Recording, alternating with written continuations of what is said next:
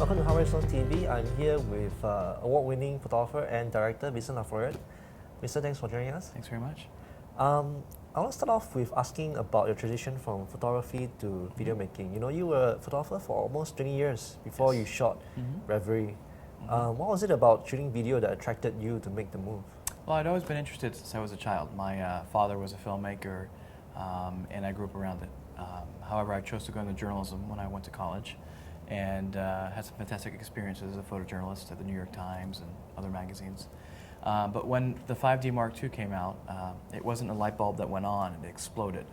I knew immediately when I saw the images coming off that camera in the Canon office, this was something very, very special. And basically I begged my way to getting the first prototype 5D Mark II. It wasn't meant to come to me. And I shot Reverie over the weekend, and it changed my career pretty much overnight. I've heard the story. Apparently the camera dropped out of some box somewhere and you just happened to be there. Well, they were taking it out of a box. I noticed it. You know, they have the prototype boxes that look a certain way, so I knew immediately it was a prototype camera. And they were not too happy that I saw it, and they gave me a non-disclosure agreement. And for 4 hours I kept insisting that I borrow it, and they kept saying no, and after 4 hours they gave in. You said that the light bulb went off. I remember you saying in another interview it was something to do with the camera, that for the first time a video camera didn't feel alien to you. Was it something like that? It was the way it looked. So I had bought a video camera about a year or two prior, the first 24p video camera. I just didn't like the way it looked. And when you obviously see a full frame sensor like the 5D Mark II, with the way that camera renders color, let alone in low light, it just looks filmic. And immediately everything you shoot, we had a 24-70 2.8 at the Canon office, and we're wide open at 2.8, and it looked like film. And I was like, this is amazing. And no one quite understood it at the time. You know, the Canon people weren't sure, and when I first showed them Reverie, some of them were very excited, others were like confused. Confused. They said, this is not a video camera, this is a still camera. This is not how we were going to market this camera. This is most inconvenient. Yeah. They didn't know. Some people didn't understand it or know. Did you know? Oh yeah. All you have to do is you look at the image on screen and you know immediately this is going to change things. So how do you feel now about the C300, and how does it differ from shooting with the 5D Mark II? It's the 5D Mark II with everything that was missing. So the 5D Mark II produces a beautiful image, but it's highly compressed. It's got moiré, aliasing, jello. It doesn't have the right connection ports. It doesn't have time code. It's a beautiful little camera that's highly affordable for most people. But when you take it to any mid-level to high professional level production, it just doesn't have the tools you need, and you need to add so much stuff around it to make it production worthy. The C300 is a real camera, professional grade camera that can be used on documentaries, short films, indies, and especially major motion pictures. The quality's there.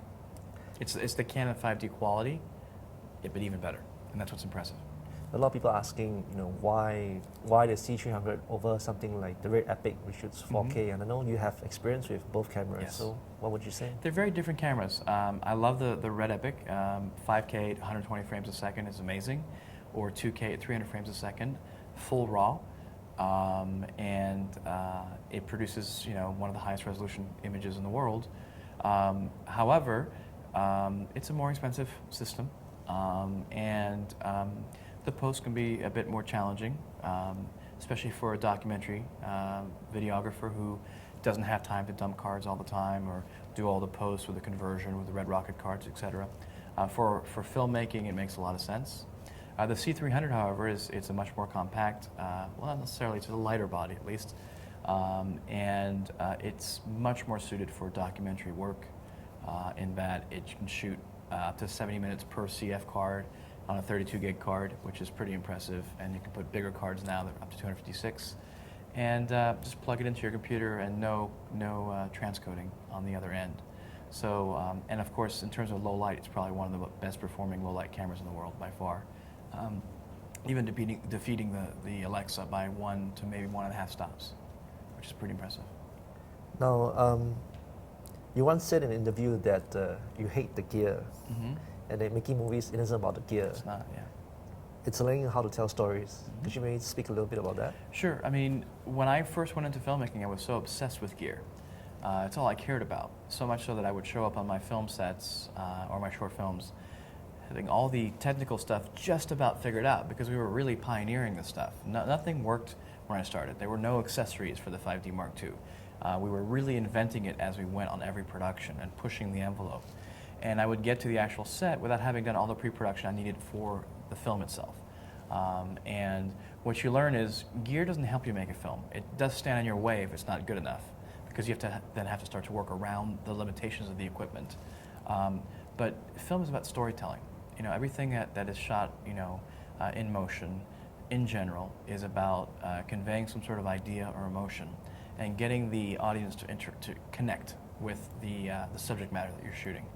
And if you focus solely on gear, and you don't focus on why you're telling the story or how you're telling the story or the quality of the script or the acting, then you're lost. It doesn't matter how beautiful the piece is, people really generally can't watch it for more than 2 minutes. Yeah, it's true. Like being trapped in a cinema in a really bad movie. Well, that's one thing. If you're trapped in a physical cinema, you've paid so much money, you're going to sit there. But the newer audience is consuming media on their iPods, on their iPhones, on their televisions, on Apple TV, on the web. They're not trapped anymore. And they have plenty of choices. So trust me, if it's bad, they're going to click to something else very quickly. Okay, then the next question would be, you also said before that the secret to a good photograph, if you don't feel anything in the scene, then you need to move on. And Yeah. what do you say is the secret to making a great video? It's managing a lot of knives up in the air. It's understanding that film is about a collection of pieces put together to make a greater whole. So the whole is greater than the individual pieces, and that applies both to the way you treat your crew.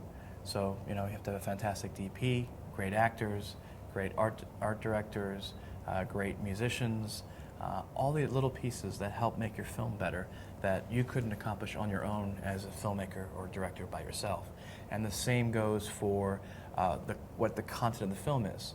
It's not just the visuals, it's not just the script, it's not just the acting, it's not just the music, it's all of them put together. And I think the secret to filmmaking is being able to ride that wave and find a really nice balance between all of them and always staying true to the story. So while a visual might look absolutely fantastic, it may not make the cut because it doesn't help forward the story. So it sounds like where being a photographer, you can be a one-man show. Yes.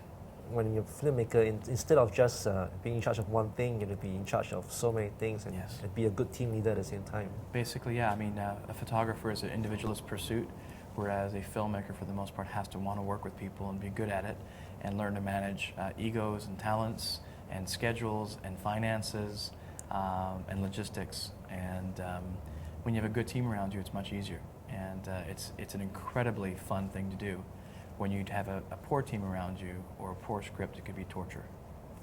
So find a good team, find good people. Yep, and do your preparation.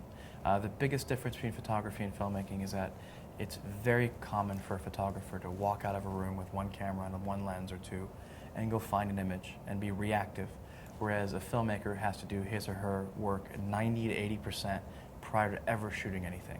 And that's a secret. Filmmaking, at least narrative filmmaking, is 90% about pre-production. And that's why when you see directors on set where they're sitting in front of the TV not doing much, it looks like the easiest job in the world. But the reality is they've done their job, the actors know their lines, they know how to deliver them, they've rehearsed. The DP knows the look and with the gaffer and the lighting, etc. And everyone kind of comes together. You don't suddenly see a wardrobe last second on set and go, what is that? Everything's done way prior to the film, if you're lucky.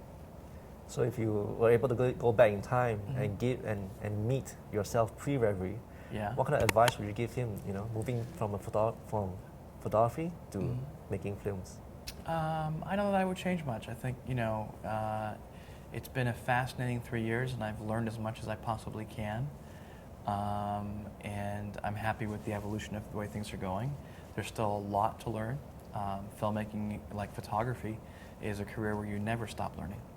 There's so many different types of photography or genres of film that if you're lucky enough, you can learn for the rest of your life. Okay, let's say someone out there is listening to you. He's a photographer, he's taking photographs for years. Right. And he thinks, maybe I should get in on, try and make a video, Yep. what would you say to him? What kind of advice would you give? Stop thinking about it and start doing it. Most people are petrified and don't. Go and do it. Just go and do it. And if anything, before you run out with your camera, think a little bit. Do your pre-production. It may not be, managing 50 to 100 people, maybe managing 2 to 3 people or 5 people, but realize that there's a lot you can't change in post. You don't have Photoshop for filmmaking because you can't Photoshop the screenplay or the lines or the screen direction and camera movements. And maybe, at the same time, don't take yourself too seriously, have fun with it. It's very easy to get so obsessed with the gear and how you're going to use it and the lighting and the logistics that you forget that you're trying to make a film that's interesting and fun. Okay, last question. Yeah. What's the last good movie you saw? I would say Tree of Life is one of them. Tree of Life? Yeah. I heard it was really confusing. It might be to some people. It's definitely out there. Terrence Malick is an artist. It did win the Cannes Lion d'Or, so that's pretty good. Let's see. Well, thinking about all the films I've seen, not many. No? The Artist was fantastic. Oh, the black and white show? Yes. Really? Yeah, it was really beautiful. Why did you like it? Because it was a fantastic story, fantastic acting by, I forget the first name, but Duchemin is the actor. And it was refreshing to see a movie with no sound, in black and white, that still is able to capture an audience in today's world. And that's not an easy feat to do. And it's impressive the Weinsteins did that and produced a film that took that great of a risk. Cool. Well, thank you for joining us, Vincent. Thank you you. for your time. Cheers. Appreciate it. And that's all we have today for Horizon TV. Thanks for joining us. Thank you. Thank you.